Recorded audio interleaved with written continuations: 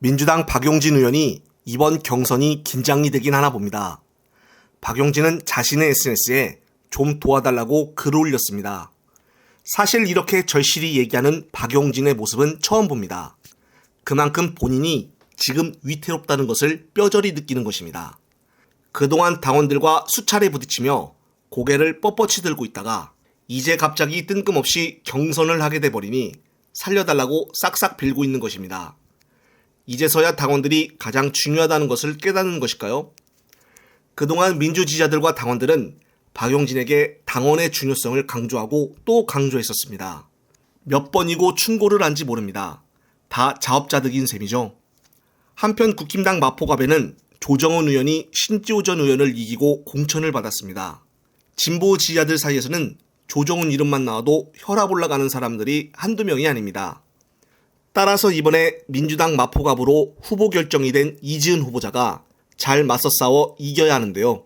그런데 문제는 지금 노웅래 현역 의원이 계속 단식을 하고 있어서 이지은 후보자가 제대로 유세를 하지 못하고 있다는 것입니다.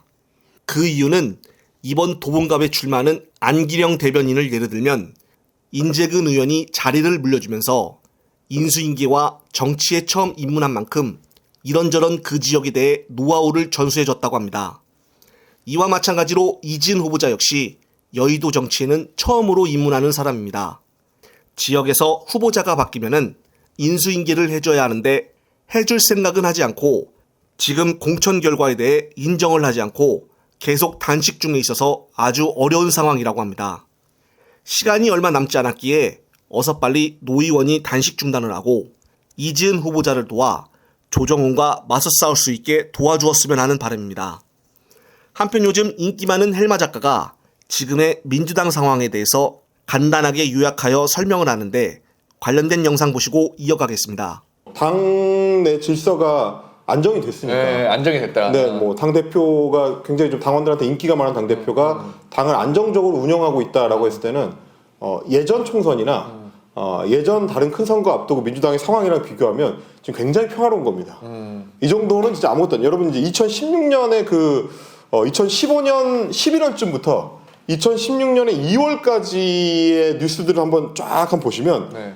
개판입니다. 난장판. 당이 이제 하루라도 뭔가 정상적으로 돌아가는 날이 없어요. 오늘은 무슨 최고위원이 뭔 소리하고 뭐 내일은 누가 탈당하고 뭐 이 난리통이거든요. 네. 그 한 3, 4개월에 걸쳐서. 근데 그런 때에 비하면 총선 앞두고 민주당이 굉장히 조용한 안정적으로 당이 운영되고 있는 거기 때문에 아마 민주당 당원들 입장에서는 그래도 대표 뽑아놓으니까 뭔가 좀 이제 안정적으로 당을 운영하는구나 그 효용감을 아마 느끼시지 않을까. 네, 저는 좀 그렇게 보긴 합니다. 그리고 이제 차기 대선 주자 1위 후보가 당대표로 총선을 이끄니까 상징성에 있어서는 이제 압도적인 상황이니까 이전에 다른 총선 선거 상황이랑 비교해 보면 안정적이죠. 여러 면에서. 그렇게 봅니다. 네, 그렇습니다. 한편 지금 계속적으로 여주가 발표되고 있는 상황에서 국힘당이 승승장구하는 식으로 나와 많이 불안해하는 사람들이 있습니다. 그러나 지금은 민주당이 국힘당보다 앞서 공천 과정이 끝나는 시기이기 때문에 다 후보자들 결정이 확정이 되면은 다시 진보 지지자들과 반윤 세력들이 이번 총선 승리를 위해 결집할 것입니다. 특히나 재미있는 것은 바로 경기도와 인천 지역 여론조사입니다. 한국갤럽에서는 국힘당이 민주당을 역전했다고 결과가 나오고 있는데 경기 인천 지역의 세부 내용을 보게 되면 조금 상황이 다릅니다. 이번 국힘당 한동훈이가 남은 일정을 수도권 유세 일정으로 돌린 이유도 바로 수도권에 대한 불안 때문이라고 합니다. 일명 수도권 지역은 민주당이 계속 앞서고 있습니다. 해마다 선거는 수도권에서 판가름 난다고 하는 결정적인 이유는 바로 의석수 차이입니다.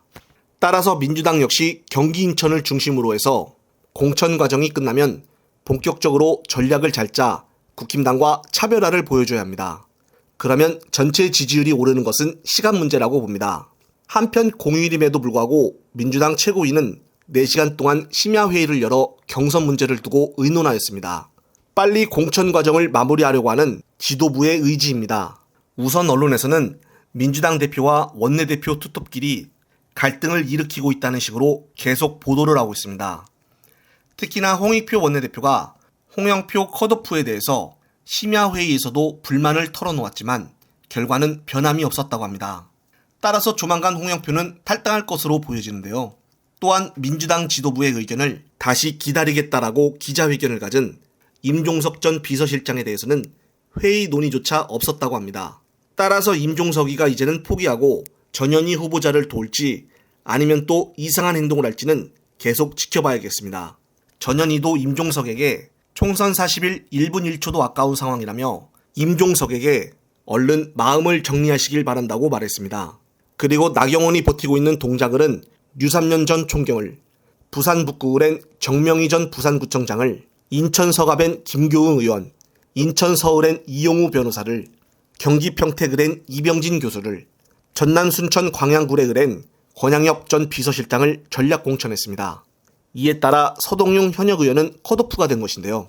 경선 지역으로는 모경종과 신동근 그리고 허숙정의 3인 국민참여 경선을, 경기 안상을엔 김철민과 고영인, 김현희 3인 경선을, 인천 남동을엔 배태준과 이병래, 이은기 등 3인 국민참여 경선이 확정이 되었습니다.